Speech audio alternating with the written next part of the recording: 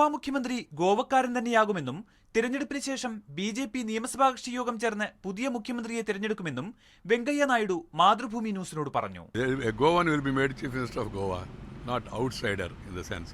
And then which leader, whether leader who is now here or leader who is working in Delhi as a minister and all, that will be decided by the party at an appropriate time. Goa മുഖ്യമന്ത്രിയെ കേന്ദ്രത്തിൽ നിന്ന് അയക്കുമെന്ന് സംസ്ഥാനത്തെ പാർട്ടിയുടെ ചുമതലയുള്ള കേന്ദ്രമന്ത്രി നിതിൻ ഗഡ്കരി സൂചന നൽകിയതോടെയാണ് ഊഹാപോഹങ്ങൾ തുടങ്ങിയത്. ഗോവയ്ക്ക് മനോഹർ പരീക്കറിനെ ആവശ്യമുണ്ടെന്ന് ബി.ജെ.പി. അധ്യക്ഷൻ അമിത് ഷായും പറഞ്ഞു.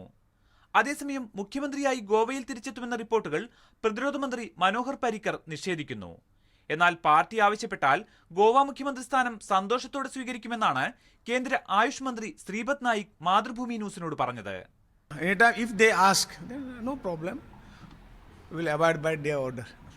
അതേസമയം ഫെബ്രുവരി 4 നടക്കുന്ന തെരഞ്ഞെടുപ്പിൽ ഗോവയുടെ പ്രചാരണ മുഖമായി പരീക്കറെയാണ് ബി.ജെ.പി. ഉയർത്തിക്കാട്ടുന്നത്. മനോഹർ പരീക്കർക്കുള്ള ജനപിന്തുണ വോട്ടാക്കി മാറ്റുന്നതിനൊപ്പം തന്നെ നിലവിലെ മുഖ്യമന്ത്രി ലക്ഷ്മികാന്ത് പർസേക്കർക്കെതിരായ വികാരം തിരഞ്ഞെടുപ്പിൽ പ്രതിഫലിക്കാതിരിക്കുക എന്ന ലക്ഷ്യം കൂടി മുന്നിൽ കണ്ടാണ് പാർട്ടി ജയിച്ചാൽ അടുത്ത ഗോവ മുഖ്യമന്ത്രി ആര് എന്ന അഭ്യൂഹങ്ങൾക്ക് ബി.ജെ.പി. ആക്കം കൂട്ടുന്നത്.